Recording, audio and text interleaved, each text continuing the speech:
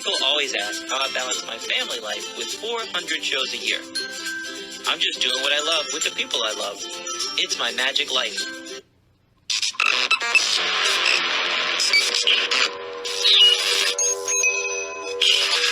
I like Wes Iseli. I like everything about him. All right, guys, we're back. And this week we are not back to normal yet.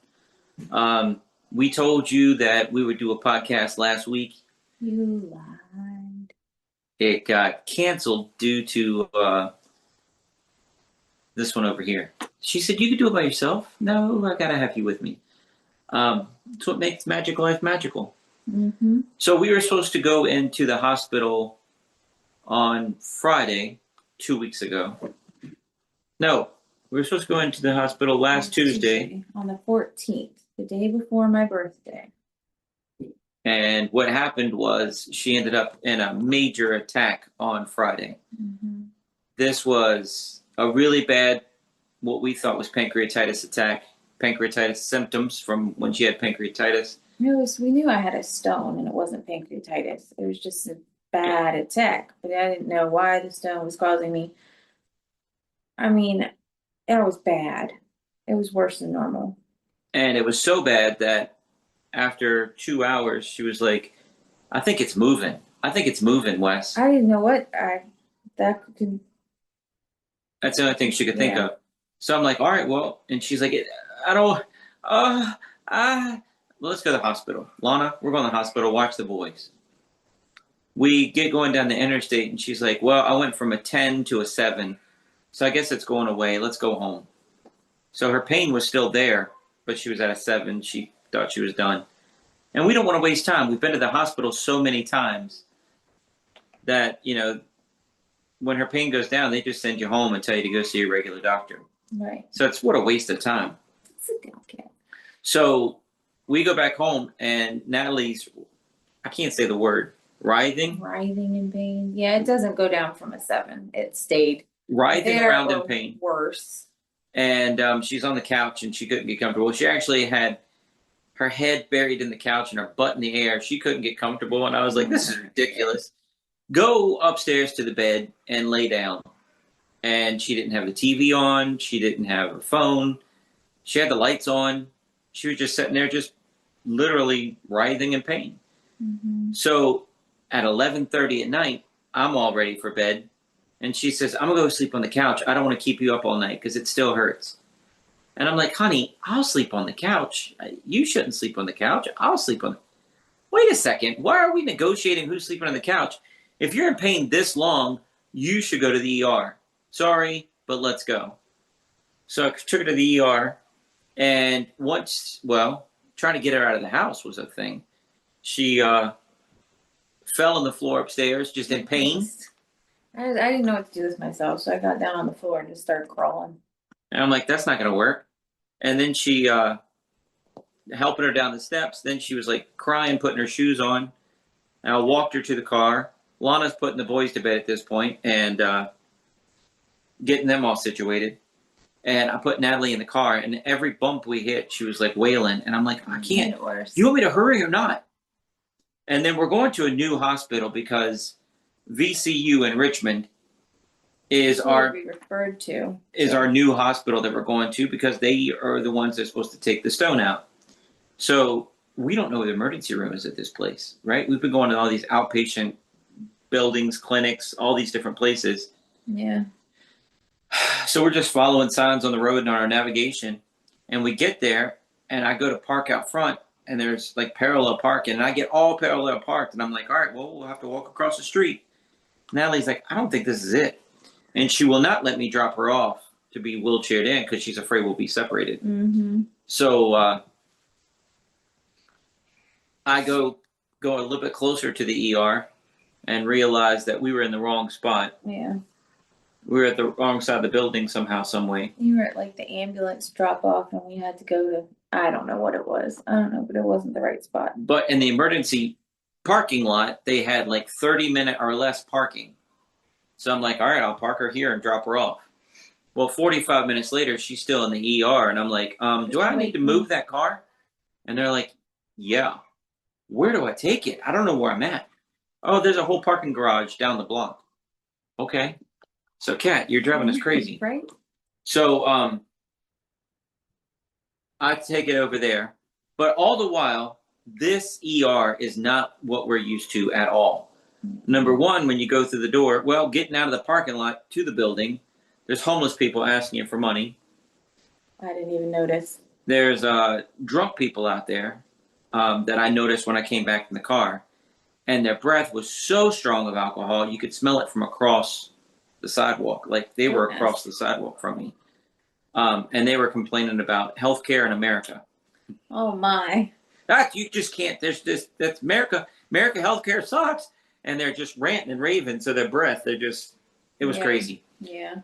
Inside the ER, she is literally wailing, and that's not her at all, right? So I'm like, oh gosh, I'm sitting here playing video games on my phone, just trying. Hurry, Wes, when's it gonna happen? Wes, just knock me out. How much longer? This ER, the other ER that I took her to all these times was at Martha Jefferson in Charlottesville. And you might have, on a busy night, 8 people in the ER. This place had 45, 50. And it was everything from, bleeding people, other people wailing in pain, a homeless guy in there. Hey, man. Talking to himself. Can y'all give me some chips? Can y'all give me a soda? Waylon, you need to sit down. You need to sit down, sir. Because they knew him because he comes in there all the time. Natalie said she figured. Yeah, well, they were talking to him, telling him to sit, and he'd get up and start wandering. They call him by name. They're like, come on, you gotta sit over here. I'm just gonna sit right here for a minute. Okay, well, don't move. You gotta sit here. People are in pain. You gotta be quiet. And then they offered him a snack, and yeah. But it was intense. And then I come back, and I don't know. I'm just trying to figure things out and trying to get my head wrapped around everything. I'm like, look, this is our new hospital. I know where I'm at. It says out front, I asked the lady at the front desk, I said, it says out front that this is the adult emergency room. Where's the children's emergency room? God forbid I ever have to take my kids here. And they're like, oh, it's up the road and down the block. You'll see signs. I never saw a sign that night, but. Did you see him later? I saw a children's hospital, but I never saw the children's emergency thing. So, and she was like, that's the craziest question anybody's ever asked her. I'm like, well, just preparing for the worst. Yeah, you gotta, yeah. But it's not there. I would have taken them there if I wouldn't have saw that sign. Yeah. Anyway, while I'm parking the car, Natalie apparently had a nurse come up to her. They just called me back. No, I thought they took your blood pressure and stuff. Yeah, they took me back to a little triage room is what it says. And sometimes you get sent back to the waiting room after that. But yeah, they take your weight, they take your blood pressure. I don't know what else they did. I was in pain, I don't remember.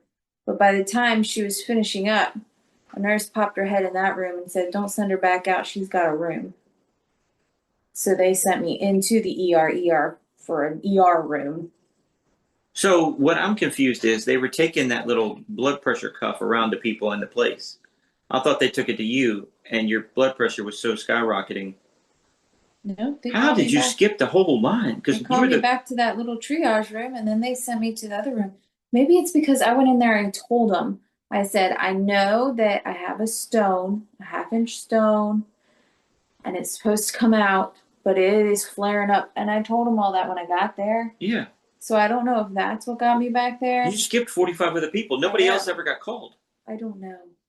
Oh, I know. I was listening. I'm saying I don't know how. I don't know why. Okay. Anyway, we're happy. It's because I'm a celebrity.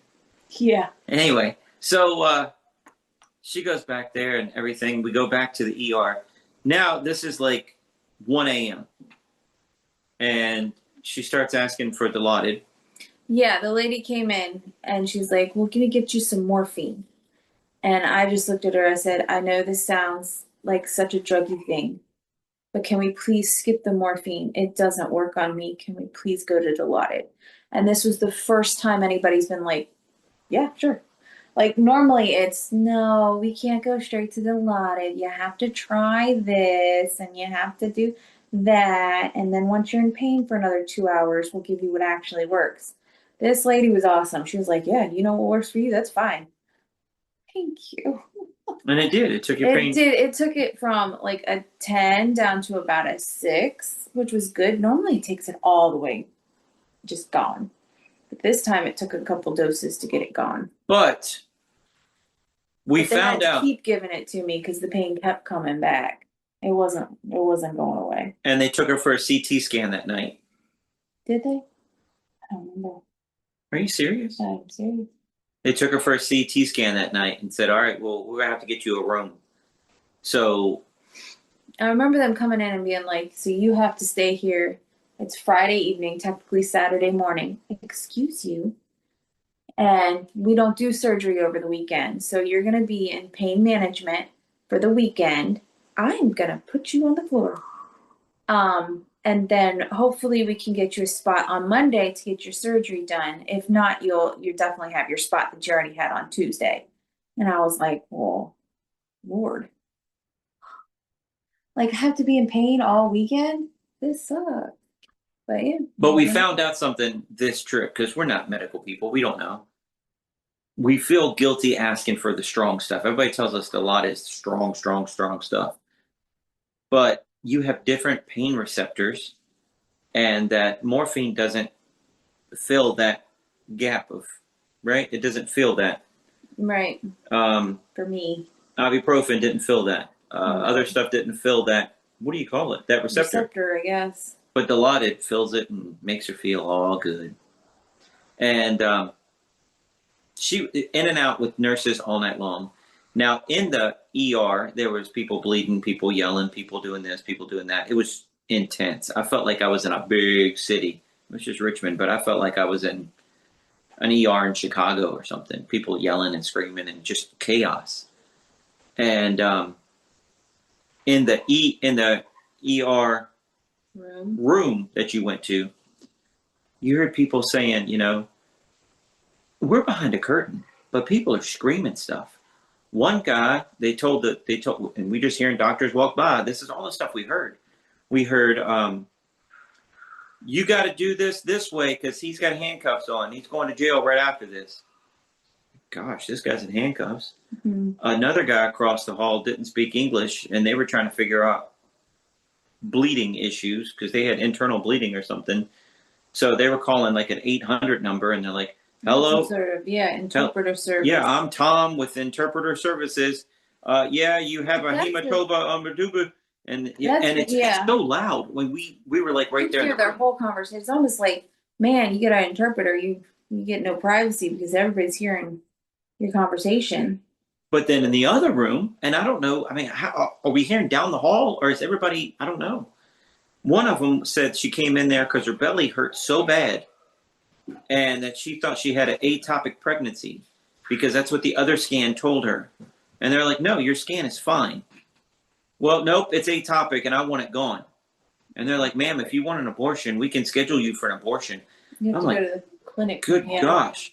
Yeah, we'll do the clinic here. You can go to Planned Parenthood and they can do it. But if you want an abortion, but your baby's fine. Your baby's healthy. It's not atopic. I can show you this. Yeah, but good gosh. And they're yelling about abortions. I'm like, good gosh. Yeah. All of this to be said, we didn't get a room until 6:30 in the morning. Yeah. That following morning. So we didn't sleep at all. Mm-mm. When she gets to the room, then we have to go through the whole thing about Dilaudid.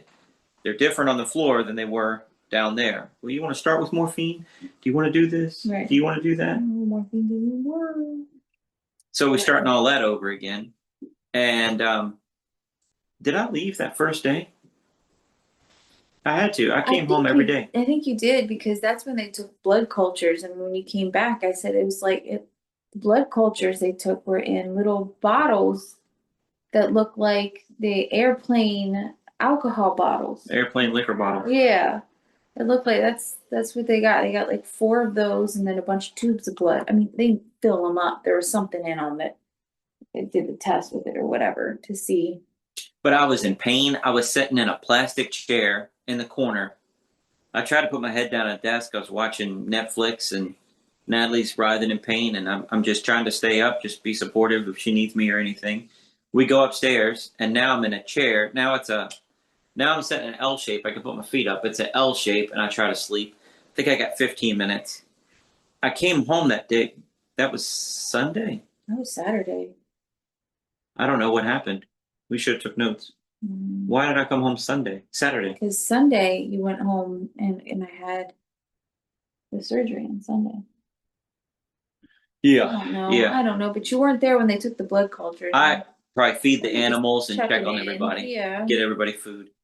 Yeah. And literally I had 15 minutes sleep from Friday to Saturday. Saturday night we probably got an hour because other things were going on. Then Well, we found that was the night that I had the fever, right? Saturday night? so that's what was going on. Your fever spiked. Yeah.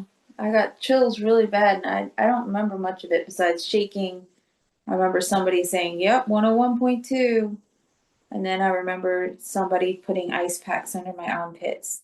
Ice packs had little like lanyards like you have on your sweatshirts. They did? Yeah. So on all four, it was like a long ice pack, and it had like sweatshirt pulls on each four corners, and you could put them over and tie it on your arm so it'd be under your armpits. They didn't do that. They just slapped them in there. Oh. So those little things went flying. But I was like, I've never seen that before. And so she's in pain with the fever, and now she's sweating. Now she's freezing. Now she's sweating. Now she's I freezing. don't remember any of that. I just remember waking up and looking at you, and I was just drenched in sweat. My hospital gown was drenched. My sheets around me were drenched. And I looked at you and I said, "Wes, this means my fever broke, right?" I don't remember. I can't believe you. Being cold and hot and cold. I'm talking to you. We're sitting next to each other. I remember none of it. Wow. Yeah. Anyway, so all that being said, the lady next to us in that room, now we had to share rooms, which is unlike the other hospital that we're used to, where we get our own private room every time we go to that hospital. This room we had to share rooms. And because it's just a curtain between us. Recently, though, in other parts of the hospital, they have nice single rooms like what Martha Jefferson had. Unfortunately, in the pain management and surgical unit that I had to stay in, they do not. Dude, it was so tight. Our couch may be the size of that portion of the room we had, because you got to think the bed and a chair. That was it.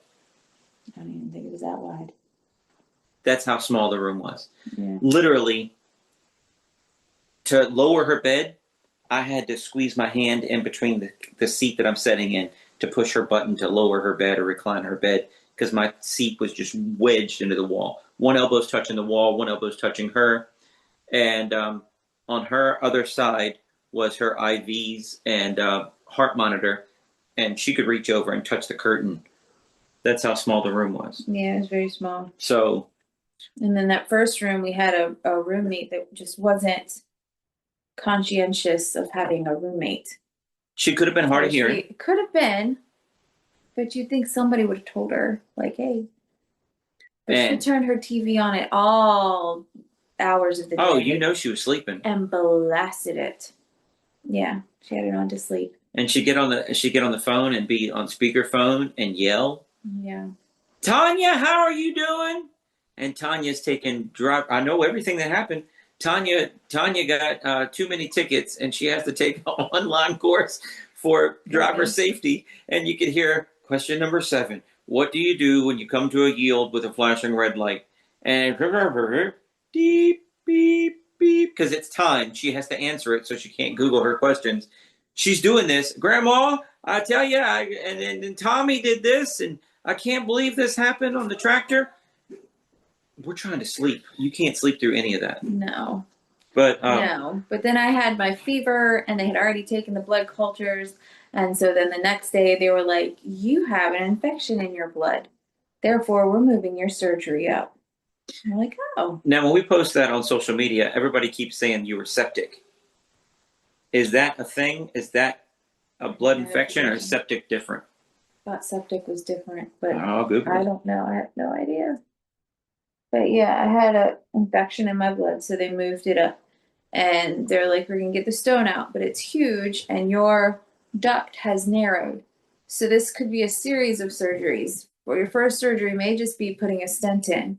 Then we might just have to wait till your infection's gone in order to get your stone out.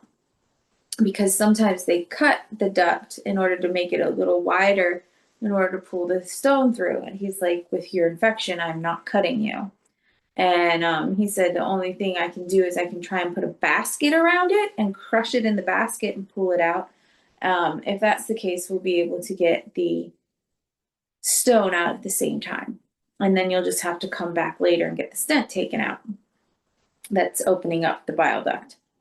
And I was just kind of disappointed because I thought it would be one thing and done and back to normal type thing. But anyway. Infection in the blood is life-threatening. Oh, interesting. That's why they went so quickly.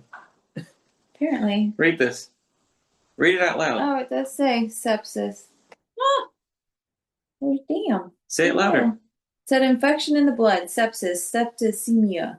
This occurs when bacteria, viruses, or fungi enter the bloodstream, triggering a chain reaction of inflammation throughout the body that can cause organ failure and death. Wow. So you were septic. Yeah, apparently. You were septic. I had sepsis, not aseptic. Aseptic is clean and protected from infection. Yeah. Wow. Who knew? She was life-threatening. Nobody told us that. No, I had no idea. I mean, they were moving fast around me, but I just figured I don't know. I thought they realized you were in pain. That's what I thought. No, they said they moved it up because of the infection. But, I didn't know it was a life-threatening infection. But anyway, so they moved it up. And that was very interesting because I was the only person, because when you go and get something done, they have people all lined up. And then all those bays were empty, and it was just me. The only one in there. So, we had a really cool nurse. I can't remember her name. Yeah. And She was awesome. she was so good and so nice and kind to Natalie. All of them are okay. Some of them better than others. But this one went above and beyond for us for some reason. And I really trusted her. So when she went to get her surgery, I'm like, I really don't want to leave. Do you think I have time to go home? I live an hour away. Take care of the kids, feed the animals, and come right back. If I'm at the house, run an hour and come back. She said, yeah. And I said, if I don't make it, I'll be right here to welcome her when she gets on the floor, and I promise I'll take care of her. I trust you. So I went home, and I still beat you back. Yeah. Well, I went down there, and I just sat around for a while. I was the only one there. There was one nurse there. And then a couple more people showed up, and they introduced themselves. One of the surgeon guy that had talked to us earlier came in, and one anesthesiologist came in, and then they were waiting for the second anesthesiologist. He got a call for an emergency thing. It sounded like putting in a tube down somebody's throat so they could breathe. So he had to do that real quick on his way. So they were waiting for him. And while we were all waiting, I had fentanyl. Fentanyl? Is that how you say it? You got me thinking. Yeah, sure. The first time ever. That stuff works well. They asked her, what would you rather have, fentanyl or ketamine? Do you remember that? No, it was ketamine or lidocaine for the drip. It wasn't fentanyl. How would she know what she wants? I don't know what that is. I had never had either one. She just knows that she likes the Dilaudid because it works. Yeah. But down there, I was hurting. And the anesthesiologist was like, you seem like you're in pain. I was like, yeah, I'm not feeling so hot. And he's like, I don't like leaving people in pain. I'll give you part of this, and then the rest of it you get in surgery. I said, okay. He said, it's fentanyl. I said, oh dear. He said, oh, don't worry. It's not the stuff like they sell on the streets. He put it in, and I kid you not, 2 seconds later, pain gone. Like, yeah. Give me my phone. I'm going to start playing on TikTok. I was like, holy nice. I feel good now. Yeah. I was like, wow, thank you. He said, yeah, it doesn't last very long, but it should get you to the surgery. I was like, okay, cool. Thank you. Did it start ramping up before surgery? A little bit, but it wasn't full force yet. So, yeah.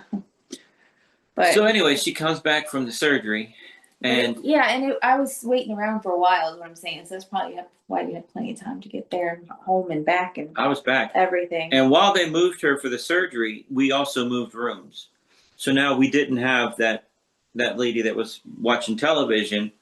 We had this sweet lady that just had a run of bad luck. And we were in there with her for The rest of the time. Sunday, Monday, Tuesday, Wednesday. And I left on Thursday. Thursday. Yeah. Sunday, Monday, Tuesday, Wednesday, Thursday. Yeah. And she was sweet. So her deal, and we hear everybody, right? The first lady, her granddaughter drove a car and they got in a car wreck and it broke her back in 3 places.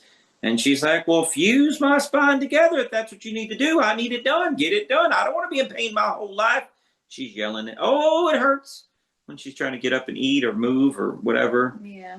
And but they're not going to do anything till Monday because it's not life threatening. No, they told her that she was going to have surgery on Sunday. Then they came back in and told her, I'm so sorry. There's other surgeries that had to be moved, more emergent, and had to be moved in front of you. So you're now moved to Monday morning. Right. Yeah. It wasn't life threatening. So yeah. They just put her down the list. Yeah. But we go to the other room and we find out real quick because you're right there with a curtain. Yeah, it's just. And even so, we talked to this lady through the curtain a lot. Yeah. And she told us the story also. But the doctors come in. She had a blood clot. She went in to get she went into AFib with the blood clot. After they fixed that, she went to AFib in the hospital. She went to the bathroom in the hospital and fell and somehow cut her butt open. Like took a chunk out. And they put some kind of vacuum thing on her to close her butt closed. Wound vac is what it was called. And she said, that way you won't need plastic surgery. She said, plastic surgery? If I need plastic surgery, I'm getting it here first. I don't need it on my butt. Yeah. But she was like, she has a run of bad luck because she just lost her husband in November. They just got the affairs in order and the house all taken care of and everything the way she likes it. Now she's in the hospital and she's been there for almost a month. Yeah. Poor thing. It's like she was there and then she went home for 2 or 3 days, is what she said, and then she was went back. into AFib and then fell. And then she was back. But anyway. She was very sweet, though. She was a good roommate. We really liked her. Yeah. So Natalie came back from getting the tube down her throat to get all that stuff done, to get the stone removed and all that. And they did get it out. So he was able to get it, crush it in the basket and pull it out. Thank goodness. Well, he said, I don't know if I did get it all because you had so much of an infection and so much pus in there. It was like operating through a milk carton. Yeah. That's disgusting. That's gross. You know, I always thought people who got sepsis is they did something wrong, like to get an infection somehow. Like that's what I always thought. I don't know why. But you had like 4 it was years. An open wound of some sort, and that was what sepsis was. I didn't know it was an internal thing, like that you could just get from having a stone for 4 years. Apparently, eventually it. But her stone was a 1/2 inch. I think we said that in the last podcast. And he said down at the bottom there was a few more stones, small ones. Did he get those too? So the big one was at the top, blocking everything. Yeah, and then the little ones down at the bottom. But he said, I don't know if I got it all. We'll whatever. But she was on antibiotics before surgery, and they said that helped. And then she was on antibiotics after surgery. You're still on antibiotics. Yeah. And as she's recovering from that, her throat hurts and everything. So the nurse that we really like said, you know, we have a little lounge for, you know, people like me that are with other people to go in there and get snacks and things. If you want to get her a popsicle or something, it's in the freezer. So I got her one and her roommate one. Mm-hmm.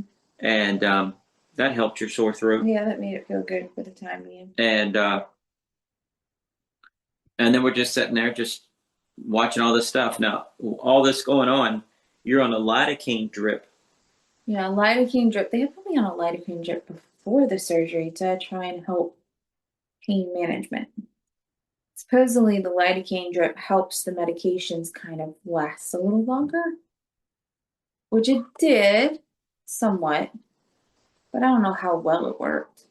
But anyway, but it did. But then I kept having pain afterwards, and they didn't understand why. Like I was still in pain. And then they're like, well, you need to eat. And I was like, okay. So then I try and eat.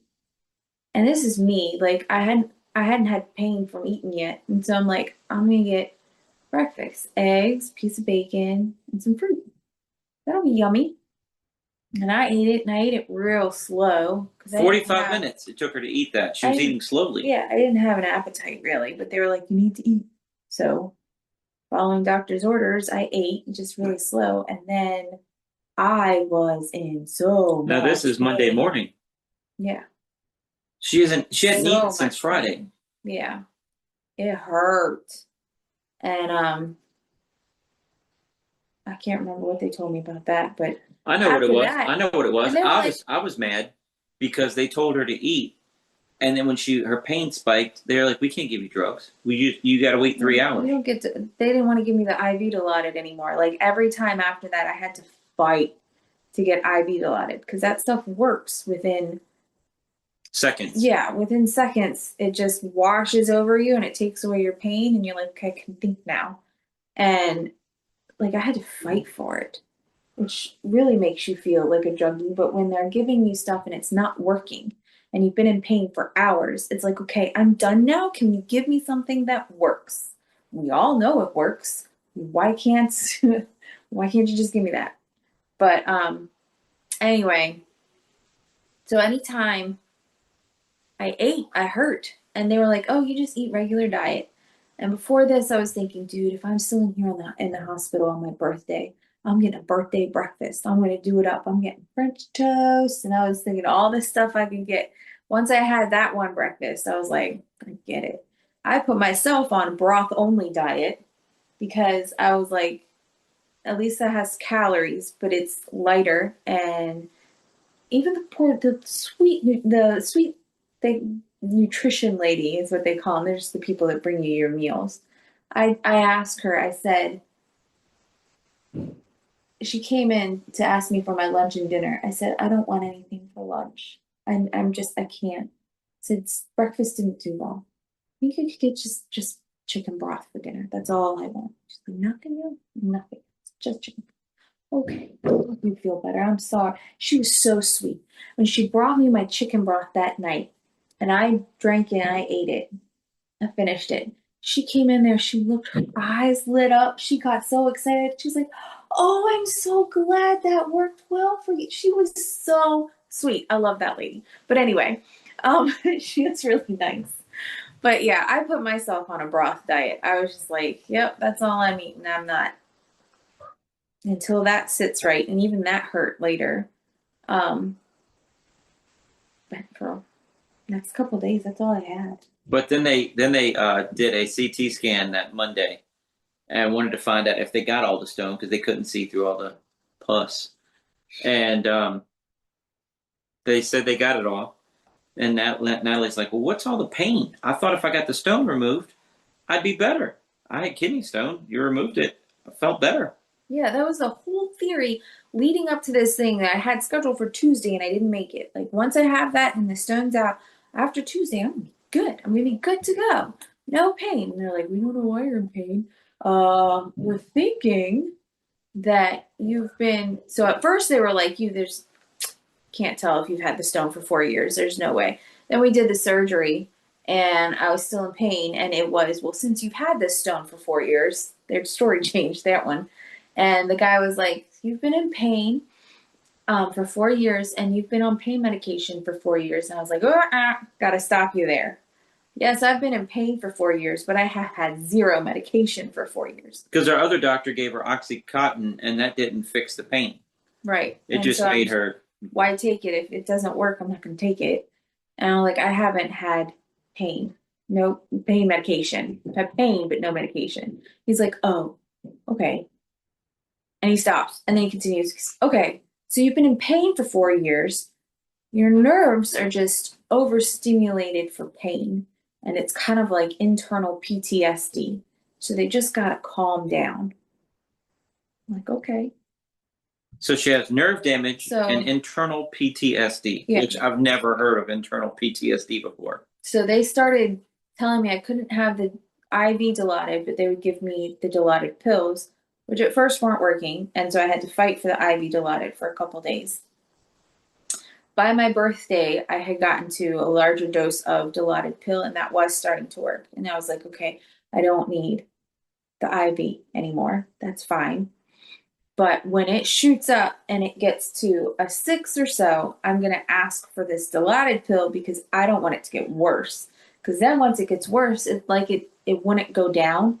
And that's when you need the IV to make it go away. And I was like, I don't want to get to that point again. I don't want to have to ask for it again. So they were fine with that. And then the difference is, though, the pill takes 30 minutes to kick in, whereas the IV is instant. Right. That's why I wasn't letting it go above a 5 or 6, because it was going to take time to feel it.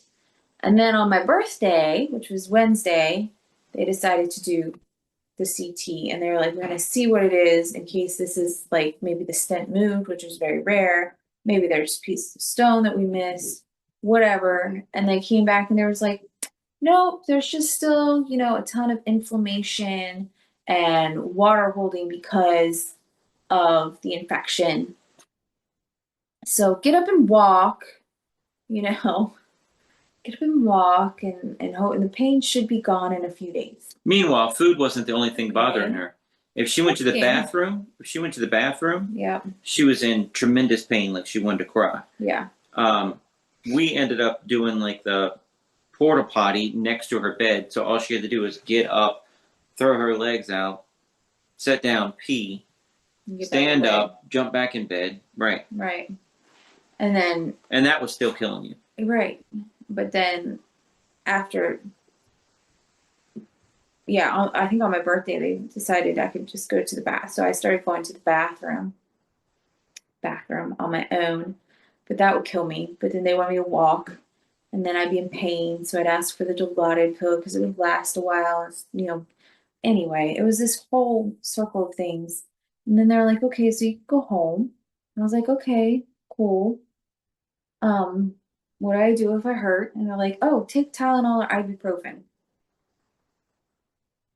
Go from an opioid that takes away your pain to Tylenol and ibuprofen. And a muscle relaxer. And so did that, and that was Thursday I went home. It is currently the following Wednesday, and I did office work today, did the checkbook, and ordered groceries, and sat on the couch and cried. That's why we're down here tonight. Instead of the magic room. Instead of our cool backdrop with all my toys. Yeah, because I'm still not doing it. We're just on the couch with a cat. Yeah, I don't think the cat minds. I think he's napping. He's the one usually clawing at the door wanting to get in to mess up the podcast anyway. He says, just let me sleep with you, please. But the other thing you missed was your lidocaine drip. Do you have metal taste? Do you have ringing in your ears? Yes. Every time. Do you have metal in your mouth? They always did this gesture too. Do you have a metal taste in your mouth? Do you have ringing in your ears? Every day, like 3 times a day. And that was the thing too. Like, it's a medical school. It's a teaching hospital. Metal in your mouth? Ringing in your ear? And I know you need teaching hospitals. I know it's needed. I just wish I didn't have to have gone to one, because it's a medical student visiting you at 6:30 in the morning. And then you have a pain management team that's coming. And then you have nurses checking on you every few hours. And then you have the doctors coming in, but they're coming also in with medical students as well. So you have a group of like 5 people that you're talking to when you're talking to your doctor. And it's just, and then I felt like I wasn't getting a straight story at one point. At one point, one person, the medical student that came at 6:30 in the morning, told me I shouldn't be taking Dilaudid pills because I couldn't take them home, which I didn't end up taking them home, but I was told I was allowed to have a prescription to go home with them. Why they didn't give me one, I don't know. Maybe they didn't believe I was in pain. I really don't know. But they did that a couple times, though. She was like, you can't, if you want to go home, you can't be taking your Dilaudid pill. And I was like, okay. And then I'm sitting there writhing in pain, crying, asking the nurse, what else can I do? And this pain management doctor comes in later that evening, and I'm like, I'm in tears. I'm like, I'm really, really hurting, but they told me I can't go home if I don't get off the Dilaudid pill. And ibuprofen in the Advil to start cutting it. And she was like, let me look this up. That's not right. No, you can have the Dilaudid pill. Oh, and then I really was a drug lead. Please give it to me. Like, like it was. And then when they sent her home, they didn't give her a Dilaudid pill. Right. And that student was also the one that says, "All right, you're going home today." I am. Right. Because she was there at 6 a.m. and. Yeah. And then it was on my birthday, and I was like, oh, okay. I was a little scared, but I was like, okay, I guess we go home. I mean, what else am I gonna do? And then the doctors came in and talked and said they needed a CT scan to figure out, make sure nothing weird had happened. And she's the last one leaving. She takes it back. She's like, I'm so sorry you can't go home on your birthday. And we were like, wait, that's not what they said. They said we were going to wait for the CT results. But I didn't get to go home on my birthday. She was so frank. And so, yeah. She's also the one that was, I told Natalie, she's like an Asian robot. Like, I don't know if she's real, because they were in there when you had your fever. And she was like, do you have this symptom? Do you have this symptom? Do you have... And they're like, hold on, I'm taking her blood pressure. I'm waiting while they take your blood pressure. And it's like, who repeats that out loud? It could be, maybe she was just really tired that night or something, because she didn't seem so robotic later. But she was sweet. She was nice. She's like, I am now waiting while you take your blood pressure. I mean, you got to think about it. She's That's weird. That's weird. She was there even the doctor that I had a day off. This child had no days off the entire time. She was there every single day. Right. Even on weekends. Like, you don't think that sentence is weird, though? That is a little weird. I am going to take a deep breath now. She didn't say that. I know, but I'm saying, yeah. I am waiting while you take your blood pressure. That's just weird. But other than that, they sent her home with muscle relaxers, ibuprofen, Tylenol. That was it. And an antibiotic. Yeah. And no Dilaudid pill. Which, did you even realize when we left? Yeah. Why didn't you ask? Because I figured they didn't want me to have it. They said be on a routine of Tylenol, and then 3 hours later put on ibuprofen. But they acted like Tylenol, and then 3 hours later ibuprofen. What I got out of her getting out of there was it was all going to be better by the weekend. They said a few days, so I figured by the beginning of the week. That's what I figured. So I did shows. I did shows Friday and Saturday. Friday, Saturday. I had 2 shows on Friday. Did a school show and a bachelorette party. And then Sunday I did Saturday I did a nursing home show by myself. Yeah. The bachelorette party was the one that scared me the most, because not because of the show, but because they bought a bigger show because they wanted an illusion added to the show. And I'm going through my garage and I'm thinking about what we have in the trailer, and I'm like, all right, that's a mini cube, that's a 2-person. That's a sword basket, that's 2-person. That's a shadow box, that's 2-person. Floating box is 2-person. We have all these illusions. Metamorphosis, 2-person. Did I say that one? We have all these illusions. Can't do any of them. What am I going to do? And then I pulled it out my butt totally. I'm like, all right. I had a trick when I was 18 years old. There was an electric saw sawing in half.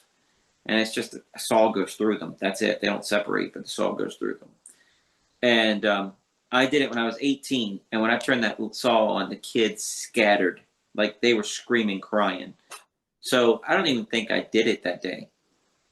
I don't know if I did it. I don't know. I don't know if you finished it. I don't know if I finished it, but I remember kids running and screaming. Mm-hmm. I sold it, and then I regretted it. And then like 25 years later, I bought another one. And it's just been setting because I just wanted it. And I said, I'm going to bring that to the bachelorette party. And it went great. There's a little comedy byplay in it. I got one of the girls from the thing, sawed her in half. Everybody loved it. It was great. That was what I was really most worried about. Yeah. Right? Having to do an illusion, because I wanted them to get their money's worth of the show. Being an independent show, just me doing it, not my whole crew. And not that I'd bring the kids to a bachelorette party, but Natalie's my backup. Natalie is my Batman utility belt. She is there for anything I need during a show. She's seen it all, done it all. She can even on the fly, as I'm doing a show, take that trick out. This one will go better here. Thanks, hon. it's harder to do that when I'm by myself, you know? Yeah, but there was no way I could do. I mean, I didn't even. Yeah, I couldn't do it. So we thought you'd get through the weekend and then she'll be back to normal. She gets in the office on Monday. Monday and you booked 10 shows, 11, 12, 13 shows. Booked a crap ton of shows. How many did you book? 13? 15. She booked 15 shows in one day. And I'm like, honey, go sit on the couch. You get a break. You get a rest. And there was no choice but for me to go sit down because at that point I was hurting. And I was kind of surprised that it would hurt so much just to sit in a chair upright and do office work. And so I texted all my clients because I normally have a Zoom for all my health clients on Monday evenings. And I said, you know, we're going to skip this week again and we'll be back on next week. Boy, I hope we are. We might be like this. We might be sitting on the couch doing it. Do it. I think it'd be fun. But yeah, I was like, I'm not up to it yet, but we will do our one-on-one calls because I can sit and do a phone call. Or you'll enjoy that. Yeah. Yeah, right. But so I mean that's how bad it was. And then we had 2 shows yesterday and I told Wes, I said, I'll come with you, but I'm not doing anything. Like it's all you. I'm just gonna be there off to the side.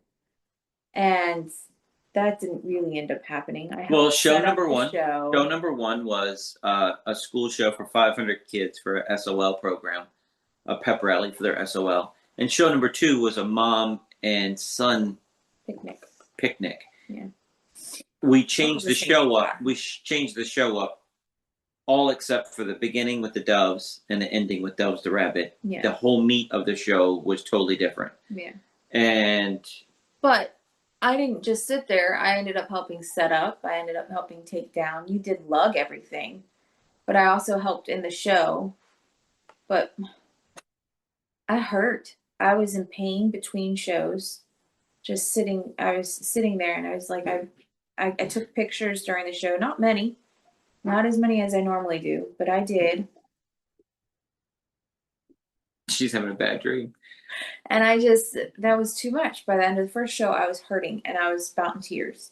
And then I just sat as still as I could sit. And pain went down. But I took my medicine early. And then did the second show. And by the time we were getting in the RV, I was about in tears again.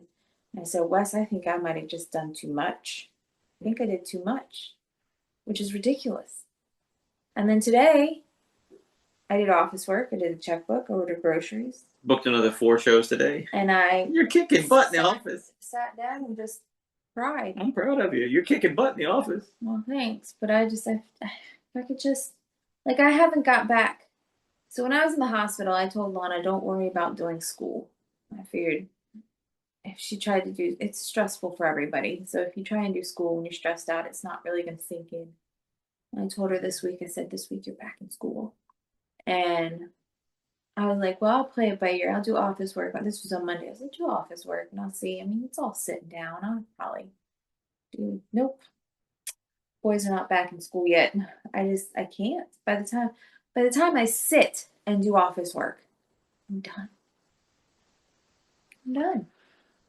So, changing the subject a little bit, Lana, how proud are we of Lana? Oh my gosh, so proud. She is the sweetest, the most bestest daughter I could ever ask for.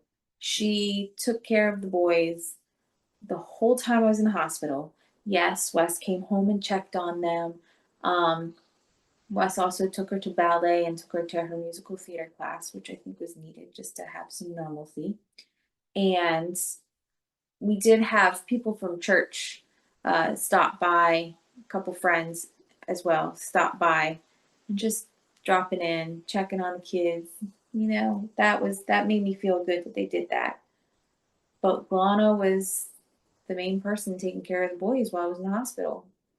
She did awesome. And still putting them to sleep at nighttime because Natalie can't get on her hands and knees and change kids and bathe kids and do this and do that. I give them baths, but yeah. I give them baths, but she's brushing their teeth and getting them dressed and getting them ready for bed. Yep. And sleeping in there in case they get up in the middle of the night. by the end of the day, I am definitely shot. So, but yeah, Well, we'll have to look up sepsis to see if that is also bringing you down. that's what's caused it being longer for recovery. Because they were like a few days and you'll be back to normal. Right. Well, it's now 5 days since you've gotten out of the hospital. Right. It was a week ago Sunday that I had surgery. Like it should be Right. it's 10 days. Like I thought. It don't make sense. No, I was talking to somebody. I don't know when, but I said if I still don't feel good beginning of next week, I'm gonna have to call somebody. Like this isn't good. Well, the whole thing is, for $1 million, you could not do metamorphosis right now. No, no. It would kill me. I can't bend over. If I bend over, it hurts. If I yawn, it hurts. If I take a deep breath, it hurts. Just sitting up in the office hurts. If I walk around and do too much, it hurts. If I lay wrong, if I turn wrong, if I do some weird moment that I don't know about, it hurts. And then there are random periods where it just feels like somebody's stabbing me and it makes me just my whole body convulse. She said yesterday at the show, people are going to think I have Tourette's. I know. Like that's gonna be my if this continues, I guess that'll be my story. I'll just tell people I got Tourette's because I mean that'll don't take it the wrong way, but I mean that would be the easier explanation than telling people, well, I was in pain for 4 years and they took out a stone and now I'm still in pain and nobody knows why, but it has a shooting pain that makes me convulse. Instead, it's just like, yeah, I got Tourette's. Like that explains the whole just randomly going like that's what She does. that's what it makes you do. It makes you fold in half and you go ooh because it hurts. It's not under my control. It's just what happens. Um, on her birthday, since she had to spend the day in her birthday, I went home to take care of the kids. Mm-hmm. And I stopped by our church and had people do little happy birthday messages. That was very sweet. And the whole church sung to her happy birthday. That put a smile on my face. And then I came home and had each kid give her a birthday message. And I played all 5 of those messages for you when you got back. And you were grinning ear to ear. Yeah, that was very sweet. That was the most lackluster, boring birthday I've ever had. And I mean, even when we've had shows and things on my birthday, we've done something, where it was like the receipt on my food that came from my birthday said, Happy birthday. And your toast on your birthday. Oh my gosh. That was the first day I decided I'd try something besides broth. And I said, how about some cream of wheat and a piece of toast for breakfast? That was not my envisioning of my French toast and eggs and bacon and all that good yumminess for my birthday breakfast. But darn it, it was something different. So just a piece of toast and some cream of wheat. The cream of wheat, and it was apple cinnamon cream of wheat. I was like, that'll be yummy. And it wasn't. There was no, I mean, you saw this chunk of apple and cinnamon, but you couldn't taste it. It tasted like paste. Like there was nothing. And I even got Wes to get me some like Splenda or something to try and sweeten it. And that didn't help. And I was like, okay, I'll eat the toast. The toast was rock hard. She picked up the toast and did this. Yes. And then the nurse did. And then the doctor, I said, and she can't eat. And then when she does eat, she gets this. And he picked it up and he said, good gosh. Yeah, but here's the thing. The day before, they skipped me. I didn't get breakfast. And then the lady came in and I was like, hey, I never got breakfast. And she goes, you didn't? Oh no. And then I don't know what happened, but then they couldn't even find me for me to order lunch that day, the day before my birthday. So my sweet roommate was like, just order extra and put it all on mine and then give her what she ordered. And so that's what we did. She ordered a huge lunch, and when it came, I told her, I said, thank you for sharing your lunch. And she just kind of chuckled. And then that all worked out. So then I got this horrible breakfast on my birthday, and I got the original breakfast that I had ordered the day before, all on the same day. I don't know why it did that. But the day before, I had just ordered a piece of toast and some fruit. And so that was my breakfast. I don't even think I finished the toast though because it started hurting. But anyway. So weird. And, I was also not sleeping because it's a learning hospital. My mom worked at UVA, University of Virginia Hospital in Charlottesville, and whenever she got sick, she went to Martha Jefferson because she's like, you can't get any rest in a hospital as it is. So in a learning hospital, it's way worse. And Mom always went to Martha Jefferson for her own stuff. Yeah. And we get it. I get it. And I know that they need somewhere to learn. I understand that. I get it completely. But it's not the best. It's not. It sucks. So Friday, Saturday, Sunday, I think I figured out the whole time I was in the hospital, I might have got 15. No, wait. How many hours did I think I got? I got 15 minutes that first night. Right. I don't know. It was bad. It wasn't right. Yeah. One time I got 4 hours straight. And Natalie woke me up and said, you didn't hear that? I didn't wake you up. It was when you were awake later. You said you didn't hear that? Yeah, it was when you were awake later. I didn't wake you up. I finally got exhausted. I looked enough over I at you and I thought you were. I figured you were sleeping, but at the same time, I was like, I don't know. Maybe he's just left his head covered, so he's just not bothered. But I'm not going to bug you. And later, when you were awake, I said, "Did you hear any of this?" And you said, "No." I said, "Oh, okay." But I got home and I was sore all over, sleeping in the chair. The chair that I was in that first room. It did go back. You just couldn't figure it out, and Sue's helped you. We didn't understand how it went back, so I slept in that thing just straight as an L shape that first night. But then the second night, she showed you how to put it down. But it was plastic and tiny. And it's still not. It's still not a bed. You're sleeping on a recliner. Right. It's not comfortable. And then the rest of the time I'm in that room. Now the recliner was bigger, but where it went down in the back, the bottom came up, so you're laying on a hump. There was a weird hump there. Yeah, it's not good. But you're still in a chair. You're in a plastic chair. Yeah. It's still not right. And then I did 2 shows on that, whatever day it was, Friday. And the bridal shower rented at a beautiful, say a mansionette. I mean, it was a big house, but it wasn't a mansion. But it was at a resort, and it was an Airbnb, and it was 9 girls. So it had a lot of bedrooms and big, huge kitchen, dining room. You saw that living room, dining room. Yeah. And you had to go down the driveway, like 5 steps down, walk across a bridge, and then like 8 steps up. And they weren't right steps because they were stone, so they were different. They were like cobblestone steps, and carrying all the trips in from the car and everything. I got home that night. My knees were killing me because I think I was kind of walking. I don't know. Yeah. But I was still sore from the hospital and then lugging all the stuff and doing all. And I was stressed. Mm-hmm. I was stressed that social services were going to come because we had a 14-year-old watching 2 5-year-olds. I didn't know what was going to happen. My wife's going to die. I don't know. I was stressed out beyond. And your mom was here Friday and Saturday. Friday, Saturday, and then she went home on Sunday. And Friday and Saturday, I think I went to bed early. Like I took a long nap or something. Friday you got home late because of the show. Saturday I tried to take a nap. Saturday you tried to take a nap because we were telling you you're stubborn arse. Yeah. And you were just going to get yourself sick if you didn't sleep. But I laid down for 30 minutes and woke up and I'm like, my brain's going a million miles a minute and I couldn't sleep. Yeah. But finally I'm back to normal. But boy, it took a while because it was just. Yeah, well, it was a week of stress, a week of not sleeping right. And then you get home and you have to do shows by yourself. It was hard. Yeah. It was hard. And we had one show that we had, the show for yesterday. They called us and said, they said, hey, just want to make sure you're coming. We didn't answer. Call. They didn't call. They emailed. We didn't answer it because, hello, we're in survival mode. She's in the hospital. Right. And I didn't see it. I didn't check emails. Mm-hmm. And then I got another email a couple days later that said, well, since you're not answering, we're going to book somebody else. And we're like, we finally get that one. And we're like, we have a contract.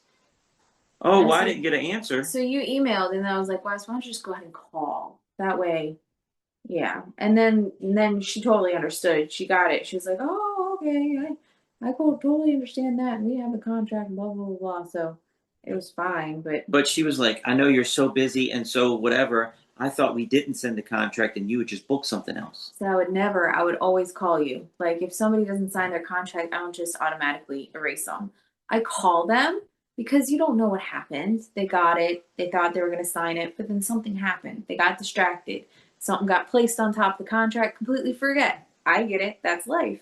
So I would call them before I did that. I would give them a couple calls before I would be like, blatantly be like, okay, I've called you twice now. I haven't heard back. I'm assuming you're canceling the show, taking you off the books so I can book somebody else. Like, I would never just do that way. But I was also like, next time, if something like this happens, call.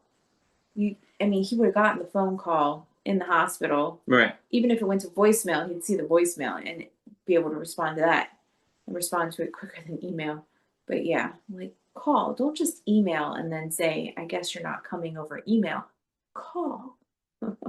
But then she gets home and I started posting on Facebook and Instagram and all that on day 3 or 4 while you're in the hospital. Yeah. And it was hundreds of comments, hundreds of comments, hundreds of comments. Yeah. And then she had their birthday with like 500 comments, everybody Yeah. saying happy birthday. Yeah. So Which is she's so in here, sweet. she's sitting right there in Yeah. that spot. She's sitting there trying to answer everybody. And she's like, I wish my birthday wasn't when I was sick because I can't respond to everybody. The combo of the two was just overwhelming. I ignored my phone for several days. Like, I didn't even get on it. I just ignored it. And then finally on Sunday, I was like, okay, I got to catch up at some point. It's just going to get more and more overwhelming. And it took me like 3.5 hours just to get through all the social media stuff that I had missed while I was in the hospital. And then happy birthday wishes, which were really, really sweet. I really, really appreciate them, especially since I spent my birthday in the hospital. I just couldn't respond. I just didn't have the energy to respond until Sunday. And so, yeah. She wasn't even watching Netflix. She wasn't watching television. Mm-mm. She was just in pain and sleeping, pain and sleeping. That was it. I think the last day I started reading. Yeah, you did pick up a book. The last day before I went home. That was it. Yeah, I'd be up for a little bit and be hurting, and then I'd be tired and I'd just go to sleep. So that's why we missed last week in the podcast, because we were still in the hospital. And if we were in a private room, I would have done a podcast next to her in the bed and just done all the talking, and she could have chimed in. I wouldn't ask you to do this much work. Yeah. Right? Right. But I could have done one. But I couldn't do one with that lady there. No. Yeah, it would have been annoying for her. Right. Yeah. Anyway, that catches you up. Next week, we'll be back in the magic room. Well, we'll see. Whether I have to tie her up and bring her up there or not. If not, we'll do it right here on the couch. Whatever you have to do, baby. Yeah, we'll see. If I'm still down here on the couch next week, I think you'll see me in tears. And I'll be talking to doctors. Probably don't believe I'm still in pain. For 4 years, they didn't believe her. They thought she was not asking for pills. You were just asking for help. That was the last thing I wanted was pills. I just wanted somebody to figure out what was wrong so I could be pain-free and live normal. And now the stone is gone and I'm worse than I was before I started. Honestly. Yeah. So. We used to get 3 weeks and then pain. You're a daily pain now. Yeah. So I don't know. Well, that's this week's episode. Ending on a happy note. Say something happy. Say what your daughter and kids got you for your birthday. Let's wrap it up in a sweetness. They did. They got me. That was so sweet. You got to wrap it up nice. They got prepared for my birthday. So the day before I went to the hospital, I stayed home and did taxes. Thank God. I got taxes done. And they all went shopping and got me stuff for my birthday. So my boys got me Smurf socks, a set of 3. And they're fuzzy socks. Fuzzy socks. And warm. Yep. And chocolate covered raisins, which I love. And then my girl got me a t-shirt. She got me Wicked socks. She got me chocolate covered pretzels. She got me Kit Kats. I saw you dig into the Kit Kats. Yeah. I saw you open that bag. Yep. I saw it next to the bed upstairs. Yep. She's been digging into the Kit Kats, Lana. Yep. And Lana said yay. yeah. What else she get me? Oh, she got me a little doggy that's gonna go into. I have a little doll house from when I was a little girl. It's gonna go in front of the fireplace in the doll house. And I Any know art? I'm missing something. Any Yes, art? they've all made me art. It's up on the mantle. Picture by Lex, picture by Julian. Beautiful little picture by Lana of a peep and a butterfly. And then she made me an art craft butterfly that's really pretty too. So I got spoiled. So yeah, now I just have to feel better, and then we're gonna do cake and ice cream at some point. Because she can't eat. If she eats, it hurts her real bad. Yeah, it's getting a little better. Just depends. I don't know. We'll see. Hopefully, fingers crossed. Anyway, guys, I think we're back now. So, only thing we have left to say is, see you next week. Check us out online at wesisley.com and patreon.com/Wes_Isley for behind-the-scenes videos, blooper videos, never-before-seen footage, discounts on merchandise, magic trick tutorials, and more. That's Wes Isley, spelled Wesiseli.